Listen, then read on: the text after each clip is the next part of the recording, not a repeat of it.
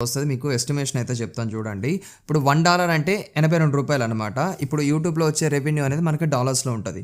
ఇప్పుడు మనకి 1000 views కాడ్నించి 4000 views లోపు ఎంతొచ్చినా గానీ $1 వస్తది. మినిమమ్ $1 వస్తది. అంటే కొంతమందికి 1000 వ్యూస్‌కి $1 వస్తది. కొంతమందికి ఏంటంటే 4000 వ్యూస్‌కి $1 వస్తదనమాట. సో, అట్లాగా యావరేజ్‌గా ఏంటంటే 4000 వ్యూస్‌కి $1 యేసుకున్నా గానీ మనకేంటంటే ఒక $100కి పే ఔట్ ఇస్తారు కదా! సో, మనకి $100 రావాలి అనంటే మినిమమ్ మనకొక 1,000,000 వ్యూస్ రావాలి.